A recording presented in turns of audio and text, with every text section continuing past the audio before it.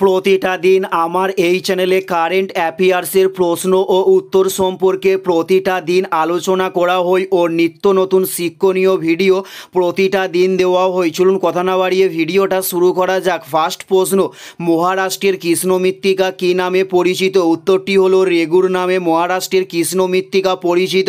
উত্তরটি হলো রেগুর নামে। নেক্সট প্রশ্ন, তরাই কথার অর্থ কী? উত্তরটি হলো স্যাঁতসেঁতে তরাই কথার অর্থ। উত্তরটি হলো স্যাঁতসেঁতে তরাই কথার অর্থ। নেক্সট প্রশ্ন, গরিবি হাটাও কোন পরিকল্পনার সঙ্গে যুক্ত? উত্তরটি হলো পঞ্চম পরিকল্পনার সঙ্গে গরিবি হাটাও যুক্ত। উত্তরটি হলো পঞ্চম পরিকল্পনার সঙ্গে গরিবি হাটাও যুক্ত। নেক্সট প্রশ্ন, বাণভট্ট কার সভাকবি ছিলেন? উত্তরটি হলো হর্ষবর্ধনের সভাকবি ছিলেন বাণভট্ট।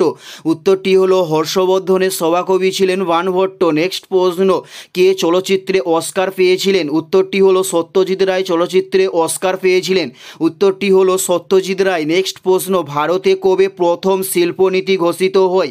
উত্তরটি হলো 1948 সালে ভারতে প্রথম শিল্পনীতি ঘোষিত হয়। উত্তরটি হলো 1948 সালে। নেক্সট প্রশ্ন, তুলোর উৎপাদন কোন রাজ্যে হয়? উত্তরটি হলো মহারাষ্ট্র রাজ্যে তুলোর উৎপাদন হয়। উত্তরটি হলো মহারাষ্ট্র রাজ্যে তুলোর উৎপাদন হয়। নেক্সট প্রশ্ন, ভারতবর্ষের ল্যাটেরাইট মৃত্তিকার নাম কি? উত্তরটি হলো লোহার পরিপূর্ণ। ভারতবর্ষের ল্যাটেরাইট মৃত্তিকার নাম উত্তরটি হলো লোহার পরিপূর্ণ। নেক্সট প্রশ্ন, বিশ্বখ্যাত মোনালিসা ছবিটি কে এঁকেছেন? উত্তরটি হলো লিওনার্দো দা ভিঞ্চি বিশ্বখ্যাত মোনালিসা ছবিটি এঁকেছেন। উত্তরটি হলো লিওনার্দো দা ভিঞ্চি। নেক্সট প্রশ্ন, গন্ডোয়ানা বেড পরিচিত কারণ কি? উত্তরটি হলো কয়লা ভাণ্ডার। গন্ডোয়ানা বেড পরিচিত কারণ উত্তরটি হলো কয়লা ভাণ্ডার।